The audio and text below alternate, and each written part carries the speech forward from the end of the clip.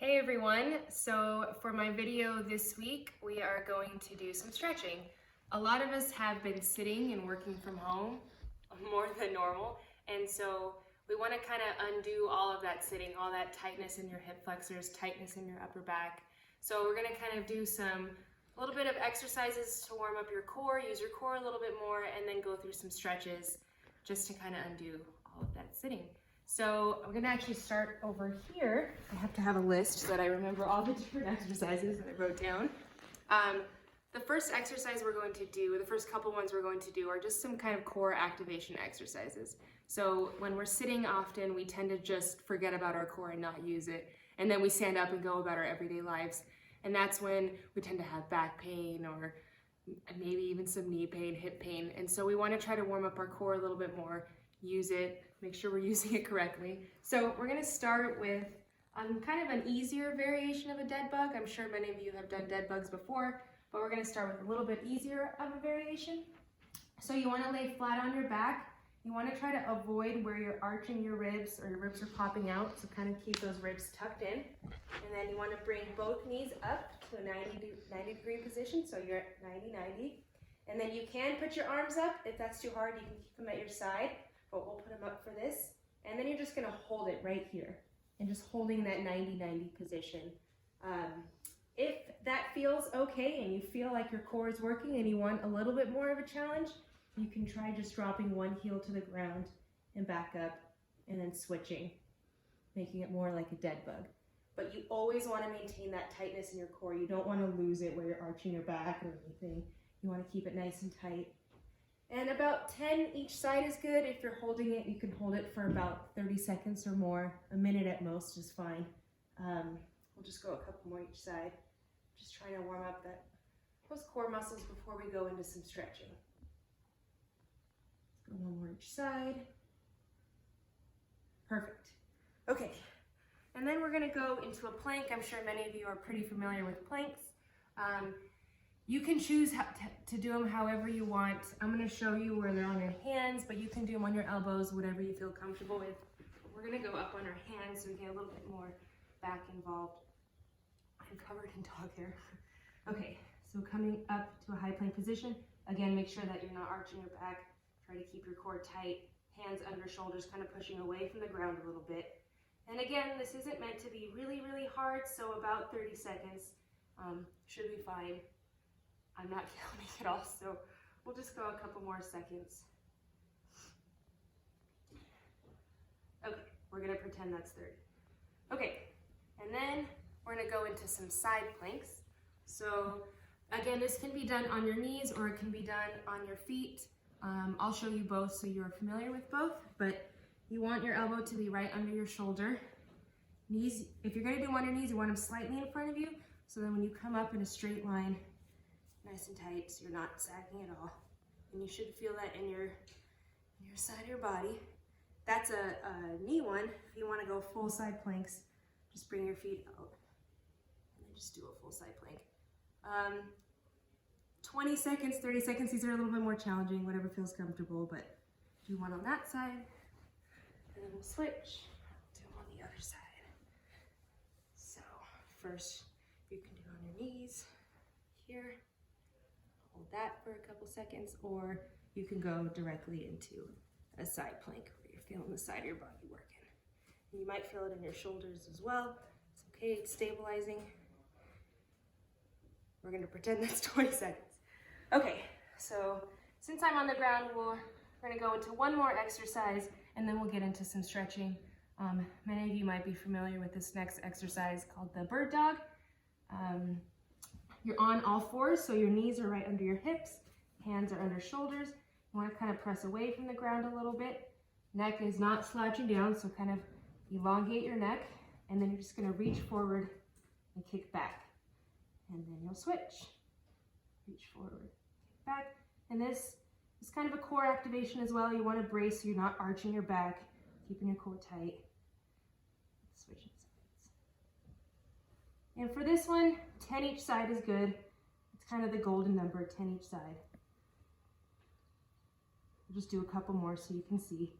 And it's a slow exercise. It shouldn't be super fast. It should be nice and slow. and controlled. Good. Okay, we're gonna go into some stretches now. So we will do the kneeling hip flexor stretch. So our hip flexors tend to get really tight when we're sitting a lot, so I wanna try to unravel that tightness. So doing a kneeling hip flexor stretch.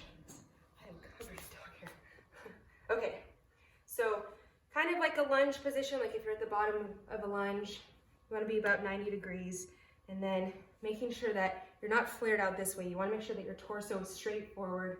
You can kind of tuck your butt under a little bit. Don't round your upper back, just kind of slightly tuck your butt, and then you can lean forward a little bit. And you should feel that stretch in the front of your legs, up in that hip flexor. And for stretches, 20 to 30 seconds each side. If you have time to do 2 times each side, that would be great. If not, if you're limited on time, which right now we all have time at home, but if you're limited, 1 time each side is fine. And you can go into more of like a thoracic extension, so you could bring your hands up, because we're here a lot on the computers and this tends to get really tight, so you want to try to get some mobility in that upper thoracic spine. So bringing your hands up, you can kind of lean back a little bit while you're stretching, get some movement in that upper thoracic spine. And then you can switch sides. And if you feel a little bit unbalanced, you can do this like next to a table where you're holding on, whatever feels comfortable.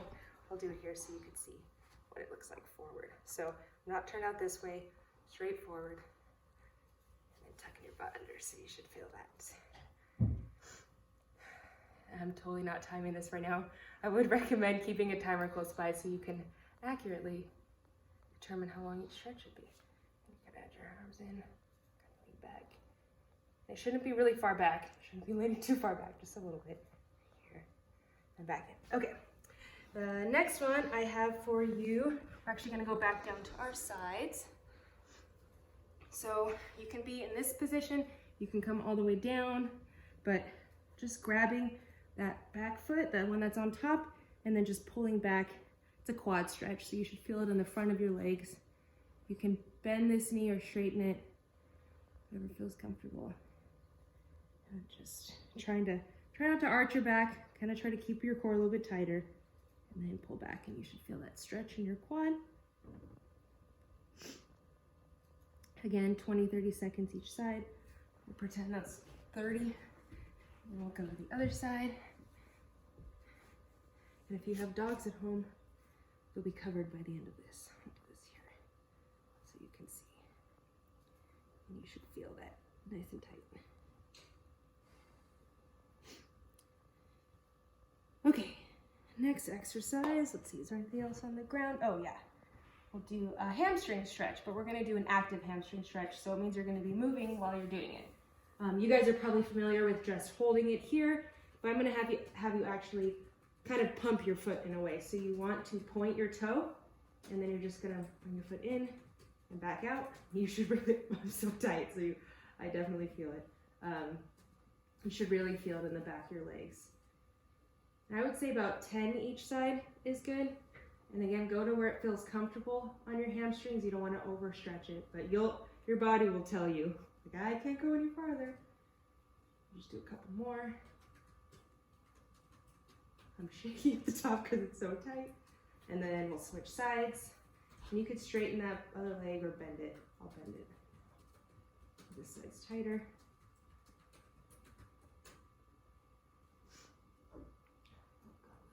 Longer, 2 more. Good. Okay, and then the next stretch I'm going to show you guys is called a piriformis stretch. You guys might be familiar with this one. It's pretty common. It feels really good, especially if you're sitting for a long time. So, or you might know it as the figure 4 stretch. You want to cross one leg, so I'll take my right leg and cross it in front of my left leg, and then kind of making a 4.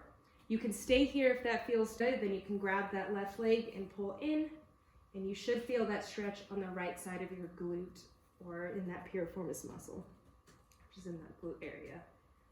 It tends to get pretty tight too when we sit a lot, so it's good to stretch it out a little bit. And we'll say that's 20, 30 seconds there. And that one tends to feel really good, so I'm sure most of you will want to at least do that one twice.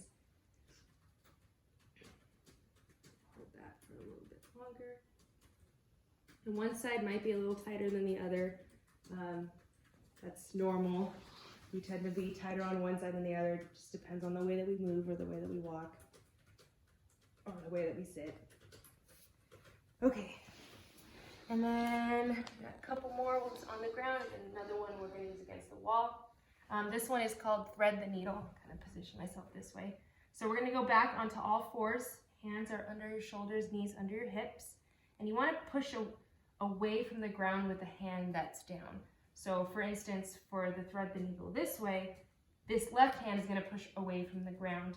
And then you want to just turn in here, kind of get a good stretch. You might get a pop, and then you're going to come back in. Thread in, and you want to go in between your hand and your knee.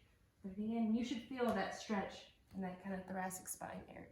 So here, and then back in. We'll go a couple more. 10 each side is good on this one. Pretty good stretch. And then switch so you can see it from a different angle. Pushing away and then stretching it and then back up. I clearly need to do these stretches more too. Let's go 2 more. But yeah, 10 each side is good. Okay, and then the other kind of a thread the needle, the opposite thread the needle, is you want to put one hand behind your neck, and then you're going to bring your elbow in between your knee and your hand, and push away. I wasn't practicing when I was preaching. You want to push away, thread in, and then come up. You don't want to come up too high to where your whole body's twisting. You just want to come up, bring that elbow to the ceiling, and then back in. Good. And same thing, 10 each side for this one, so we'll say that's 10. Push away from the ground. A couple here so you can see. And that's 10 right there, we'll say. Okay, the last one I'm going to show you, if you have like a wall or a sliding glass door, you can do it against that. So I'm going to come over here. You want kind of in a lunge position here. You want your leg that's closest, or the leg that's bent is the one that's closest to the window. And then you want to kind of just glide along the wall. You should feel that stretch here, and then come back. Stretch here, and again, this is for that upper back because we're slouched a lot. You just want to kind of rainbow across the wall, and then come back. Rainbow across the wall. 10 each side, so we'll say that's 10, and then we'll switch. Bring that leg close, and then bring it in. Almost. Need some more wall space. Bring it in, and then back up. And you should feel it stretching here. And that's it. So little wrap up is about 20 to 30 seconds for the stretch holds, and then most of the exercises or the movements, about 10 each side is good. And I would recommend doing it maybe if you could take a little break before lunch or after you've been sitting for a while, or even at the end of the day when you know that you've been on Zoom all day on Zoom meetings. So thanks guys, hope you enjoyed the video and hope that we get to see you soon at the club.